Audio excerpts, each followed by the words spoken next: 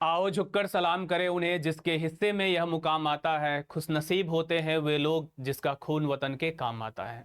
तो बच्चों, आज जिस हम आज़ादी की हवा में सांस ले रहे हैं उसके पीछे लाखों लोगों की बलिदान और त्याग है। तो आज जब भी तिरंगा दिखे तो उसे सिर्फ एक झंडा मत समझना, उसमें अपने देश की शान, सम्मान और करोड़ों भारतीयों की उम्मीद को देखना। और इसी जज्बे के साथ ईमानदारी से अपने देश के लिए नहीं तो कम से कम अपने लिए पूरी ईमानदारी से लड़ना। क्योंकि याद रखना, देश को आगे बढ़ाने में सिर्फ सैनिक ही योगदान नहीं करते हैं, बल्कि हर इंसान जो ईमानदारी से अपना काम करता है वो देश को आगे बढ़ाने में अपना योगदान देता है। तो इसी जज्बे के साथ आज की क्लास को स्टार्ट करने जा रहे हैं। तो आज के क्लास में नंबर सिस्टम के प्रीवियस ईयर क्वेश्चंस को हम दिखाएंगे, कैसे नंबर सिस्टम के क्वेश्चंस एग्जाम्स में आते हैं और कैसे हम उन क्वेश्चंस को कम से कम समय में कर पाते हैं एग्जाम के अंदर। पूरा उसका बेसिक मेथड क्या है करने का, ये सारी चीजें हम आज की क्लास में देखने वाले हैं। तो चलो स्टार्ट करते हैं आज की क्लास। आज की क्लास के लिए जो सबसे फर्स्ट क्वेश्चन है हमारे पास, इसमें कह रहा है if the sum of two numbers is 25। दो नंबर का जो सम है वो कितना है 25, एंड देयर प्रोडक्ट इज 144। और दोनों नंबर का जो प्रोडक्ट है यानी दोनों को मल्टीप्लाई करते हैं तो कितना आता है 144। Then what is the position difference between the two numbers. दोनों नंबर के बीच का अंतर बताना है कितने का है। ऐसा कह रहा है कि यहाँ पे दो नंबर है, दोनों नंबर का सम कितना है 25, यानी दोनों नंबर का सम जो है वो 25 है। ए और बी अगर दो नंबर है तो दोनों नंबर का सम कितना है 25। दोनों नंबर का प्रोडक्ट कितना दिया हुआ है 144, यानी दोनों नंबर को गुना करने पे कितना आ रहा है 144। तो अगर पूरा बेसिक से करें तो यहां से ए का मान निकाल के इसमें डालना होगा, पूरा फैक्टराइजेशन करना होगा, पूरा एक क्वाड्रेटिक इक्वेशन बन जाएगा। देखो एक बार बता दे रहा हूं, अगर यहां से मैं ए का वैल्यू निकालता हूं तो ए का वैल्यू क्या हो जाएगा 25 माइनस बी। अब ये 25 माइनस बी अगर इसमें पुट कर दे तो यहां से एक क्वाड्रेटिक इक्वेशन बनेगा और उस इक्वेशन को फिर हमें सॉल्व करना होगा।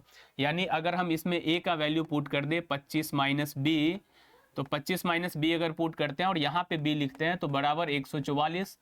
यहाँ से बी से जब इसको मल्टीप्लाई करेंगे तो ये हो जाएगा 25 बी माइनस बी स्क्वायर बराबर में 144।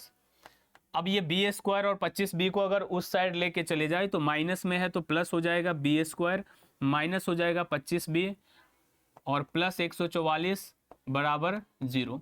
अब यहाँ हमें दो ऐसे नंबर खोजना है, दो ऐसे नंबर खोजना है जिसको गुना करके 144 आ जाए और जिसका सम या डिफरेंस 25 हो जाए। तो वो दो नंबर है 16 और 9। 16 और 9 को गुना करेंगे तो 144 होगा, 16 और 9 को जोड़ेंगे तो 25 हो जाएगा। यानी यहाँ पे जो दो नंबर आया वो क्या आया 16 बी माइनस 9 बी प्लस 144 बराबर 0। अब इस दोनों में से b को अगर कॉमन ले ले तो क्या बच गया b माइनस 16, और यहां से 9 कॉमन ले ले तो क्या बच गया b माइनस 16। तो यहां से b का दो वैल्यू आ जाएगा, एक वैल्यू आ जाएगा 16 और एक वैल्यू आ जाएगा 9। अब देखना है यहाँ पे अगर b का वैल्यू 16 लेते हैं, यहाँ पे 16 पुट करेंगे तो a का वैल्यू 25 माइनस 16 यानी कि 9 आ जाएगा। अगर b का वैल्यू 9 लेते हैं, यहाँ 9 पुट करते हैं तो a का वैल्यू 25 में से 9 घटाएंगे तो 16 आ जाएगा। मतलब पूरा मिला करके ये हुआ मतलब कि a और b का जो दोनों वैल्यू है वो 16 और 9 ही होने वाला है, यानी एक वैल्यू 16 होगा तो दूसरा वैल्यू 9 हो जाएगा। मतलब यहाँ पे पूछा था दोनों का अंतर कितना है, ये जो 16 और 9 है इसका अंतर बताना है कितना होगा, यानी 16 में से हमें 9 को घटा लेना है तो अंतर कितना आ जाएगा 7, और यही इसका आंसर हो जाएगा। ऑप्शन नंबर 2 जो है यहाँ पे करेक्ट आंसर है। एग्जाम में हमें इतना करने की जरूरत नहीं है, हम सीधा सीधा देखते हैं यहाँ पे कि दो नंबर का सम कितना है 25 और मल्टीप्लीकेशन देख प्रोडक्ट कितना है 144। तो हम यहाँ पे डायरेक्ट सोचते हैं ऐसा दो नंबर जिसको जोड़ करके 25 आ जाए और जिसको गुना करने पे 144 आ जाए, तो ये 25 से छोटा ही कोई दो नंबर होगा।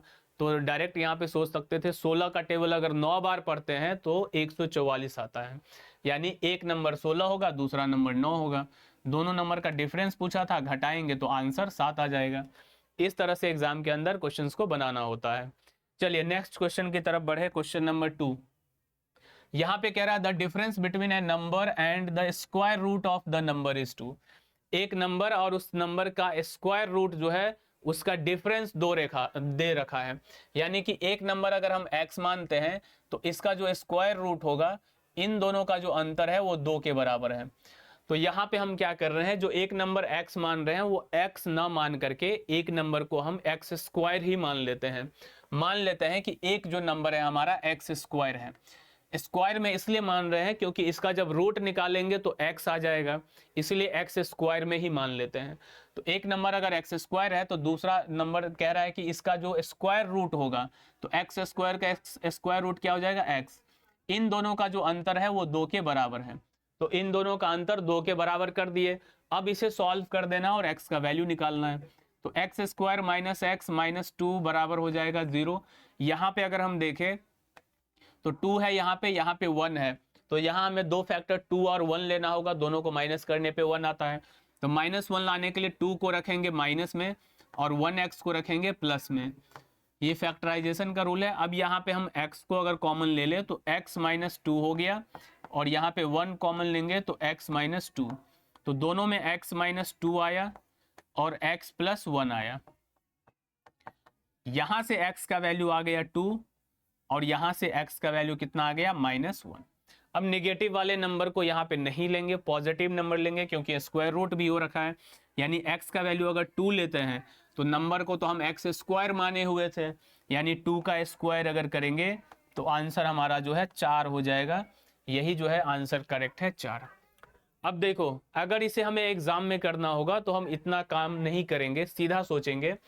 यहाँ पे ये कह रहा है कि जो नंबर है, the difference between a number and the square root of the number is 2। कह रहा है एक नंबर है और उस नंबर का जब स्क्वायर रूट निकालते हैं और दोनों को माइनस करते हैं तो कितना आ रहा है, 2। देखो यहाँ दो नंबर का डिफरेंस अगर 2 है, 2 क्या है, एक इंटीजर है, तो इसका मतलब ये हुआ कि वो जो दोनों नंबर होगा वो एक इंटीजर होगा या रैशनल नंबर होगा। इरेशनल नंबर तो नहीं ही होगा, क्योंकि कभी भी इरेशनल नंबर को अगर हम माइनस करते हैं रैशनल में से तो वो रैशनल नहीं आ सकता है। यानी मतलब कहने का ये हुआ कि एक नंबर है और उस नंबर का स्क्वायर रूट, जैसे मान के चलो हम एक नंबर 5 मान लिए, तो 5 का स्क्वायर रूट, क्या दोनों को माइनस करेंगे तो कभी भी यहाँ जो भी नंबर आएगा, क्या वो नंबर एक इंटीजर होगा? तो आंसर है नहीं। क्यों नहीं? क्योंकि ये रूट में 5 जो है ये तो हमारा इरेशनल नंबर है, तो रैशनल में से इरेशनल घटाने पे इंटीजर कैसे आ सकता है? नहीं आ सकता है। मतलब ये हुआ कि यहाँ पे जो भी नंबर हम रखेंगे, जो भी नंबर होगा वो जरूर किसी न किसी का स्क्वायर होगा, क्योंकि उसी केस में माइनस करने पे एक इंटीजर आ सकता है। जैसे अगर हम स्क्वायर नंबर रख दे 16, तो 16 का स्क्वायर रूट कितना आता है, 4। यानी 16 में से 4 घटाएंगे तो क्या आएगा, 12, और 12 क्या है, एक इंटीजर है। तो मतलब ये हुआ कि एक नंबर और उसके स्क्वायर रूट का डिफरेंस 2 तभी हो सकता है जब वो नंबर किसी का स्क्वायर हो, यानी कि इसका जो आंसर होगा वो एक स्क्वायर वाला नंबर होगा। तो अब देखते हैं इसके ऑप्शन में कौन सा स्क्वायर वाला नंबर है। तो बात करें, 3 किसी का स्क्वायर नहीं होता है, 2 किसी का स्क्वायर नहीं होता है, 1 होता है 1 का स्क्वायर, लेकिन 1 के स्क्वायर रूट में से 1 को घटाएंगे तब तो 0 आ जाएगा, 2 तो आएगा नहीं, मतलब ये भी हमारा आंसर नहीं हो। तो एक ही ऑप्शन बच रहा था, 4 नंबर, और 4 ही इसका आंसर हो जाएगा। तो करेक्ट आंसर हो गया ऑप्शन नंबर 4। चलिए आगे अगर बढ़े क्वेश्चन नंबर 3 पे, 99 इंटू 99 माइनस 1। यहाँ पे सीधा सीधा दिख रहा है कि 99 का स्क्वायर है, 99 के स्क्वायर में से 1 को घटाना है। अगर 99 का स्क्वायर निकालने का ट्रिक आता है तो सीधा सीधा स्क्वायर निकालेंगे और 1 घटा लेंगे। बहुत ही आसान सा ट्रिक है, बता दे रहे हैं। जैसे अगर हमें 99 का स्क्वायर निकालना है तो हम देखेंगे 100 से ये कितना कम है, 100 से 1 कम है, तो 1 का स्क्वायर करेंगे 01, और 99 में से ही 1 को माइनस कर देंगे तो क्या हो जाएगा, 98। इसमें से 1 घटाएंगे तो आंसर क्या आ जाएगा, 9800, 9800, यही हमारा आंसर हो गया 9800, ऑप्शन नंबर 2। लेकिन अगर किसी को ये स्क्वायर निकालने का ट्रिक नहीं आता है तो हम इसे फॉर्मूला से भी बना सकते हैं, ए स्क्वायर माइनस बी स्क्वायर। जैसे हम सोचते हैं ये ए स्क्वायर है, ये बी स्क्वायर है, तो फॉर्मूला लगाते हैं ए प्लस बी, यानी 99 प्लस 1, और फिर लगाते हैं 99 माइनस 1। अब देखो ये जुड़ेगा तो 100 बन जाएगा और ये माइनस होगा तो 98 बन जाएगा, मतलब 98 100 जो है इसका करेक्ट आंसर हो जाएगा। दोनों ही तरीके से इसे हम बना सकते हैं। चलिए अगले क्वेश्चन की तरफ बढ़े, क्वेश्चन नंबर 4। क्वेश्चन नंबर 4 में क्या है, number x is 3 times another number y। कह रहा है एक नंबर x है और वो 3 टाइम्स है किसका, y का। जो x है वो y का 3 गुना है। मतलब ये हुआ x एक नंबर है और वो 3 गुना है y का, ये हो गया। आगे क्वेश्चन में लिखा मिला if the sum of both the numbers is 20। कह रहा दोनों नंबर का जो जोड़ है वो कितना है, 20 है, 20 है। मतलब ये हुआ कि x और y को अगर जोड़ दे तो ये किसके बराबर आ रहा है, 20 के बराबर। तो बताना है then x and y respectively, यानी x और y का मान यहाँ पे बताना है कितना होगा। तो देखो अगर x का वैल्यू 3y यहाँ पे रख दे तो 3y प्लस y बराबर हो जाएगा 20। अब 3y में y जोड़ेंगे तो 4y इक्वल टू 20। तो यहाँ से y का वैल्यू क्या आ गया, 5। अगर y का वैल्यू 5 आ गया तो अब हम x का वैल्यू भी बता सकते हैं। x का वैल्यू 3 गुना है y का तो 15 हो जाएगा, यानी x का वैल्यू 15 और y का वैल्यू 5। अब क्वेश्चन में जिस ऑर्डर में लिखा है x y उसी ऑर्डर में आंसर देना है, क्योंकि रेस्पेक्टिवली यानी क्रमशः क्रम से आंसर देना है, पहले x का फिर y का। क्योंकि ऑप्शन भी देखो दो दो जगह 5 15 15 5, तो ऐसे आंसर गलत हो जाता है ज़्यादातर बच्चे का। पहले हमें x का वैल्यू देखना है फिर y का। तो x का वैल्यू कितना है 15 और y का वैल्यू कितना है 5, यानी 15 और 5 जो होगा ऑप्शन नंबर 2, ये हमारा करेक्ट आंसर हो जाएगा। अब देखो ये क्वेश्चन एग्जाम में आता है तो इतना इस पे टाइम नहीं देना है, 1 सेकंड के अंदर ये क्वेश्चंस बन जाएगा। कैसे, जैसे ही तुम्हें देखा, मतलब क्वेश्चंस पढ़ने के बाद 1 सेकंड या 2 सेकंड, जैसे ही यहाँ पे क्वेश्चंस में दिखा कि एक नंबर x जो है वो 3 गुना है y का, तो मतलब x y में ऐसा रिलेशन होगा जो x होगा वो 3 गुना होगा y का। तो पहला नंबर x होगा, दूसरा नंबर y होगा, क्योंकि यहाँ ऑर्डर यही है। तो देख लेंगे क्या पहला नंबर इसका 3 गुना है, क्या 8 12 का 3 गुना है, तो नहीं, नहीं है। क्या 15 जो है 5 का 3 गुना है, तो यस। तो ये हमारा करेक्ट हो गया। देखो यहाँ पे 5, यहाँ पे 5 है और यहाँ पे 15 है, क्या 5 15 का 3 गुना है, तो नहीं। यहाँ पे 15 जो है वो 5 का 3 गुना है, इसलिए सही है। यहाँ पे 2, क्या इसका 3 गुना है, तो नहीं, तो ये हमारा गलत हो गया। तो ऐसे हम एग्जाम में क्वेश्चंस को बनाते हैं। चलिए अगले क्वेश्चन की तरफ अगर बढ़े, क्वेश्चन नंबर 5। सिंप्लीफाई करना है, ये दोनों को मल्टीप्लाई करना है, इसका वैल्यू बताना है कितना होगा। तो देखो ये दोनों को जब भी मल्टीप्लाई करेंगे तो ये 1801 का स्क्वायर हो जाएगा, क्योंकि सेम नंबर है। जब भी सेम नंबर को मल्टीप्लाई करते हैं तो स्क्वायर बन जाता है।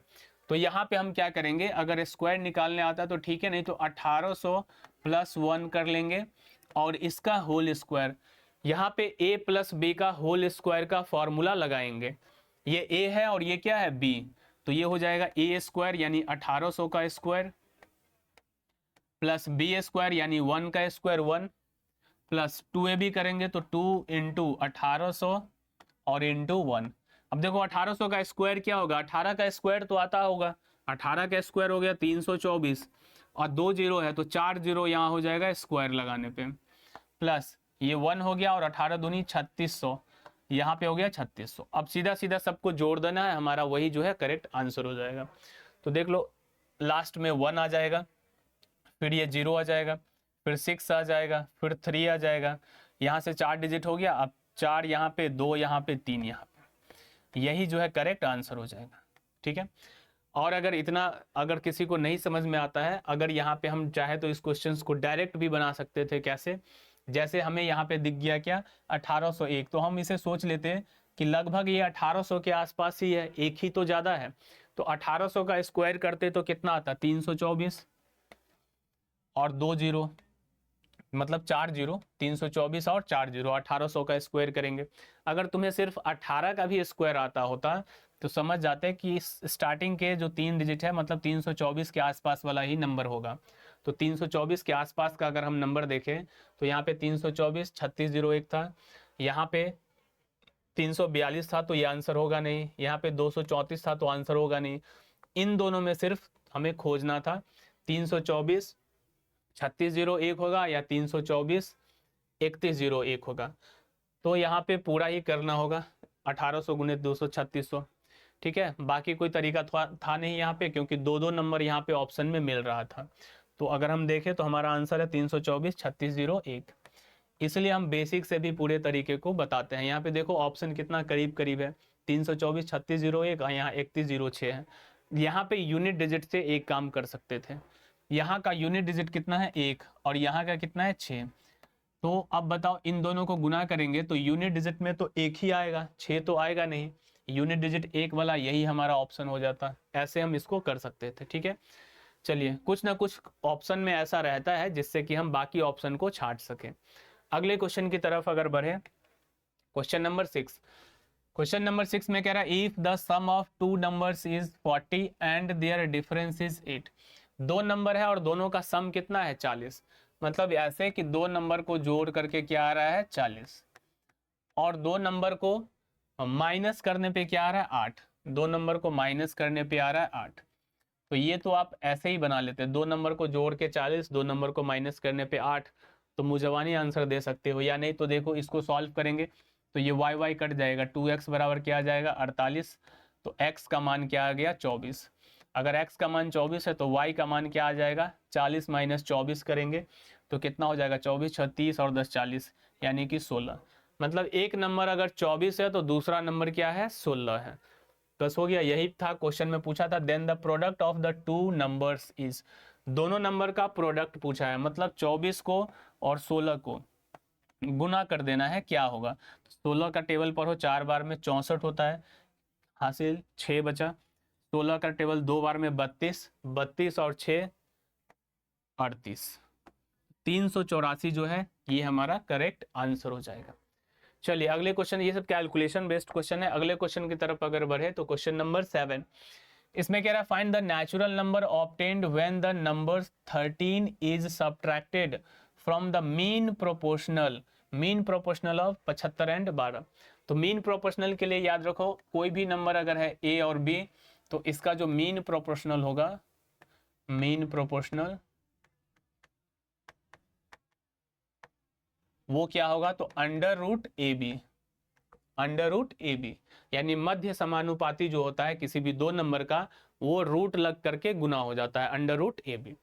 तो यहाँ पे कह रहा है find the natural number obtained when the number 13 is subtracted from the mean proportional of 75 और कह रहा है 75 और 12 का जो मीन प्रोपोर्शनल होगा उसमें से जब 13 को घटाएंगे तो क्या आएगा आंसर। तो 75 और 12 का मीन प्रोपोर्शनल क्या हो जाएगा 75 गुने 12 का रूट और माइनस करना है इसमें से 13, इसको सॉल्व करना और यही हमारा आंसर हो जाएगा। तो देखो इन दोनों को गुना मत करने लग जाना। यहाँ पे देखिए 25 गुने 3 है तो 25 में से 5 बाहर आ जाएगा, 3 इसके साथ गुना हो गया 36, 36 का स्क्वायर रूट क्या होता है 6, यानी 5 गुने 6 ये पूरे का स्क्वायर रूट निकल गया। अब इसमें से घटाना है 13, यानी 30 में से 13 को घटा देना है। तो 30 में से जब 13 को घटाएंगे तो ये कितना आ जाएगा, तो ये आ जाएगा 2 में से 17, यानी 17 जो है यहाँ पे हमारा करेक्ट आंसर हो जाएगा। 17 ऑप्शन नंबर 4 जो है यहाँ पे बिल्कुल सही आंसर है। चलो अगले क्वेश्चन को देखें, क्वेश्चन नंबर 8। क्वेश्चन नंबर 8 में क्या कह रहा है which number among this this this and this is divisible by 24। देखो ये सीजीएल मेंस का है, टायर 2 का पूछा हुआ क्वेश्चन से। यहाँ पे कह रहा है कि इन चारों पांचों नंबर में कौन सा नंबर है जो 24 से डिविजिबल है, 24 से पूरा पूरा भाग लगने वाला यहाँ पे नंबर कौन सा है। तो अब यहाँ पे 24 का डिविजिबिलिटी का रूल, ये तो बहुत मुश्किल हो गया। तो यहाँ पे ध्यान से देखो 24 की अगर बात करें तो इसके अंदर 3 है और 8 है, मतलब अगर कोई नंबर 24 से डिवाइड हो रहा है तो मतलब वो 3 से भी डिवाइड होगा, 8 से भी डिवाइड हो जाएगा। तो सबसे पहला काम करते हैं 3 से डिवाइड होने वाला नंबर ऑप्शन में से छांट लेते हैं। तो जब ऑप्शन में देखें तो 3 से डिवाइड होने का तो रूल याद है, 8 और 1 9, तो 9 को हटा दिए, 3 2 5 1 6, मतलब ये भी 3 से डिवाइड हो रहा है और सब में वही नंबर है, मतलब सारा ही नंबर 3 से डिवाइड होने वाला है। तो अब हमें सिर्फ 8 से देख लेना है कौन सा नंबर 8 से डिवाइड हो रहा है। तो देखो 8 से डिवाइड होने का नियम है लास्ट के 3 डिजिट देखो 118, क्या 8 से कटेगा 118, नहीं कटेगा। 121 ये भी 8 से नहीं कटेगा। 128 तो ये जो है 8 से कट जाएगा। देखो 128 को अगर तुम डिवाइड करोगे या ऐसे भी आता होगा, 8 एक बार में यहाँ पे गया 4 16, यानी 16 के टेबल में 8 बार में 128 होता है। इतना तो सबको टेबल याद होगा कि 16 के टेबल में 8 बार में 128 होता है। तो यही हमारा आंसर हो जाएगा। यहाँ देखें 3 डिजिट ये भी नहीं कट रहा है। तो इस तरीके से हम इस क्वेश्चंस का आंसर जो है दे सकते हैं। समझ गए। अक्सर ये डिविजिबल वाला जो क्वेश्चन होता है वो ऐसे ही सॉल्व हो जाता है, इसमें किसी तरह की कैलकुलेशन की कोई जरूरत नहीं है। आगे बढ़े question number 9। Which pair of numbers has a sum of 13 and whose squares difference by 65? कह रहा है इसमें से कौन सा नंबर है, विच पेयर ऑफ नंबर्स, किन दो संख्याओं का जो योग है वो 13 है और उनके वर्गों का जो अंतर है वो 65 है। देख लो, which pair of the number has a sum of 13। तो सबसे पहले हम ये देखेंगे कि किस किस नंबर को जोड़ने पे यहाँ पे 13 आ रहा है। तो क्या 9 5 13 आ रहा है? तो नहीं आ रहा है। यहाँ पे अगर हम देखें तो 5 और 8 13 आ रहा है। यहाँ पे 3 और 8 तो 13 नहीं आ रहा है। दो ऑप्शन तो ऐसे ही खत्म हो गया। बाकी दो को अगला स्टेटमेंट जो दिया है उससे खत्म करेंगे। हुज स्क्वायर डिफर बाय 65, कह रहा है दोनों का स्क्वायर का जो अंतर है वो 65 है। तो दोनों का स्क्वायर कर लेते हैं। अगर हम बात करें इस नंबर की तो 8 का स्क्वायर हो गया 64 और 5 का स्क्वायर हो गया 25। दोनों को अगर घटाएंगे तो 14 में से 5 घटाएंगे तो 9 हो गया। यहाँ पे 5 में से 2 घटाएंगे 3। तो ये हमारा आंसर नहीं है, क्योंकि दोनों का अंतर कितना होना चाहिए? 65। यहाँ पे देखो 9 का स्क्वायर 81, 4 का स्क्वायर 16, 11 में से 6 घटाएंगे 5 और 7 में से 1 घटाएंगे 6, 65 आ गया। मतलब ये हमारा करेक्ट आंसर। ऐसे क्वेश्चंस को बनाना है। चलिए आगे बढ़ते हैं। Question number 10। क्वेश्चन नंबर 10 में क्या कह रहा है? If the square root of a number is 0.25, कह रहा है कि एक नंबर है और उसका जो स्क्वायर रूट है वो 0.25 टाइम्स है किसके? The number itself. मतलब ये कहना चाह रहा है कि एक नंबर है, मान के चलो ये नंबर है x, ठीक है। अब इस नंबर का जो स्क्वायर रूट होगा, ये लो स्क्वायर रूट इसमें लगा दिए, इस नंबर का जो स्क्वायर रूट होगा वो किसके बराबर है? तो 0.25 टाइम्स द नंबर इटसेल्फ। यानी इसका जो स्क्वायर रूट होगा वो 0.25 टाइम्स नंबर इटसेल्फ। एक नंबर है x, इसका जो स्क्वायर रूट होगा वो 0.25 टाइम्स x, ऐसे लिख लिए। तो बताना है यहाँ पे फाइंड द नंबर, वो नंबर कौन सा है ये पूछा गया है, x का वैल्यू पूछा है। तो सिंपल अगर हम बात करें यहाँ पे तो ध्यान से अगर देखें 0.25 का मतलब हुआ नीचे 100 होगा तो 25 चौका 100 मतलब 4। यहाँ से अगर रूट हटाना है तो दोनों तरफ स्क्वायर कर देंगे। तो इधर हो जाएगा x और इधर हो जाएगा 1/16 एक्स स्क्वायर। अब बताओ ये x से स्क्वायर कट जाएगा तो 16 इधर आके गुना होगा तो x का मान कितना आ जाएगा? 16। छोटा सा बस क्वेश्चन था, x का मान कितना हो गया? 16। ऑप्शन नंबर 2 जो है इसका करेक्ट आंसर हो जाएगा। चलिए अगला क्वेश्चन है क्वेश्चन नंबर 11। इसमें कह रहा है the product of to rational number is always, दो रैशनल नंबर का जो प्रोडक्ट होगा वो हमेशा क्या होगा? कोई भी दो रैशनल नंबर लीजिए, 2 लीजिए, 5 लीजिए, मल्टीप्लाई करेंगे 10, ये कौन सा नंबर है? तो रैशनल नंबर ही है। जब भी रैशनल नंबर को किसी रैशनल नंबर से जोड़ेंगे, घटाएंगे, गुना करेंगे, भाग करेंगे, हमेशा एक रैशनल नंबर ही आएगा। यानी the product of to rational number is always क्या हो जाएगा? Rational number. ठीक है, अगले क्वेश्चंस की तरफ अगर बढ़े, question number 12। What is the unit digit of this? इसका यूनिट डिजिट, इसका इकाई का अंक बताना है कि जब ये सारे नंबर को मल्टीप्लाई करेंगे तो इकाई में क्या कितना आएगा, यानी यूनिट डिजिट बताना। तो हम यहाँ पे सिर्फ यूनिट डिजिट को पकड़ के इंटू कर दो। 2 को 1 से गुना किए 2, फिर 2 को 7 से गुना किए 14, तो 14 में यूनिट डिजिट क्या है? 4। तो आंसर हमारा क्या हो जाएगा? 4, यानी ऑप्शन नंबर 2।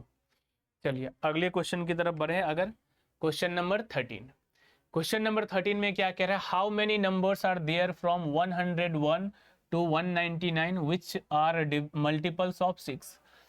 ये कह रहा है कि 101 से लेकर के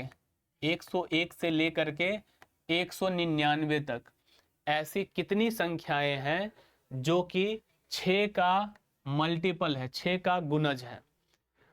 तो सबसे पहले हम चेक करेंगे क्या 101 6 से डिवाइड होगा? 6 के गुणज का मतलब हुआ वो नंबर 6 से डिवाइड हो जाना चाहिए, क्योंकि 6 का जो भी मल्टीपल होगा वो सब 6 से डिवाइड हो जाएगा।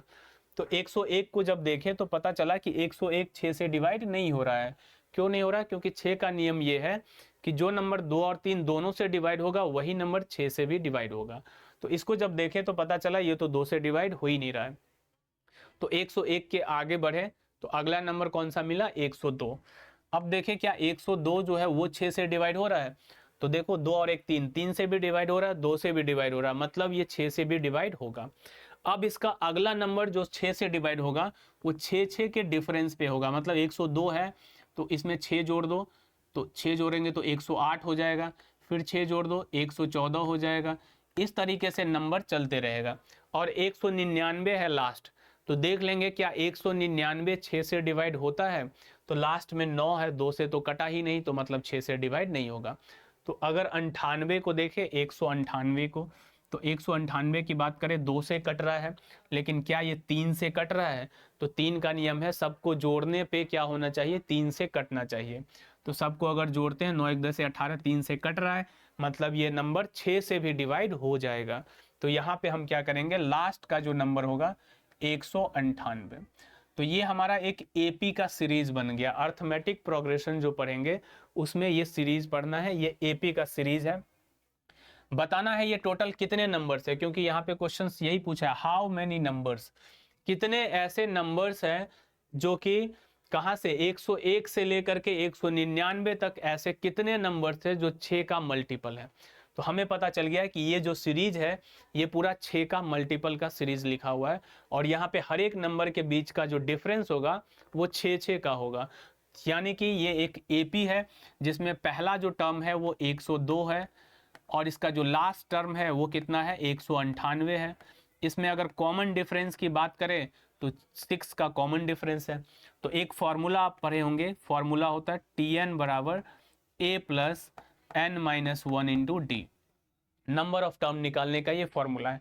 तो यहाँ पे मान लेते हैं टोटल n टर्म है, तो जो हमारा लास्ट टर्म है वही Tn का वैल्यू हो जाएगा, यानी लास्ट टर्म हो जाएगा 198 बराबर a का वैल्यू कितना है? 102 प्लस n हमें निकालना है कितना टर्म है? 1, और d का वैल्यू है 6। इसको जब सॉल्व करेंगे तो हमारा आंसर आ जाएगा। देखो 198 में से 102 घट जाएगा, यानी 198 में से माइनस कर देंगे 102 को, 102 माइनस हो जाएगा, और जो 6 है वो इधर डिवाइड में आ जाएगा, या पूरा एक बार सॉल्व भी कर दे रहे हैं। इधर हो गया n माइनस 1 इंटू 6। अब 198 में से 102 को माइनस कर लो तो ये हो जाएगा 96 बराबर, अब देखो ये जो 6 है वो यहाँ ला दे रहे हैं, यहाँ बचेगा n माइनस 1। 6 से इसको काटेंगे तो 16 आएगा, 16 बराबर n माइनस 1, 1 इसमें आके जुड़ गया तो n का मान कितना आ गया? 17। तो इस तरीके से इसका आंसर क्या हो जाएगा? 17। ऑप्शन नंबर 2 जो है यहाँ पे करेक्ट आंसर हो जाएगा। ये तो पूरा फॉर्मूला हम बता दिए। अगर इतना फॉर्मूला नहीं बनाते तो डायरेक्ट नंबर ऑफ टर्म निकालने का भी फॉर्मूला बना है, इसी से बना हुआ है। देखो कैसे, अगर नंबर ऑफ टर्म निकालना है ना, नंबर ऑफ टर्म अगर निकालना है, नंबर ऑफ टर्म कि टोटल कितने टर्म होते हैं किसी भी एपी में, तो इसी को इधर से उधर करके फॉर्मूला बना दिया। Last term minus first term, यानी L माइनस ए, जो ये जो लास्ट टर्म था इसमें से फर्स्ट टर्म माइनस होगा और कॉमन डिफरेंस से डिवाइड हो जाएगा और इसमें 1 को जोड़ देगा। तो इतना कौन याद रखने जाना, सीधा बच्चे में यानी 10th क्लास में ये सब फॉर्मूला पढ़े होंगे, Tn बराबर a plus n minus 1 into D. इसी फॉर्मूला को डायरेक्ट लगाएंगे और n का वैल्यू निकल जाएगा। बाकी आप इस फॉर्मूला को याद रखते हैं तो भी यहाँ पे डायरेक्ट बन जाएगा। यहाँ पे लास्ट टर्म पुट कर देना 198, a का वैल्यू पुट कर देना है 102 और डिफरेंस यहाँ पे 6 और 1 जोड़ देना है, तो हमारा आंसर आ जाएगा। तो चलिए आज की क्लास को यहीं पे ख़त्म करते हैं, फिर से अगले क्लास में मिलते हैं और किसी नए चैप्टर के साथ में। और PYQ सीरीज जो है ये अभी चलते ही रहेगा, आप लोग इसका ज़रूर फ़ायदा उठाइए।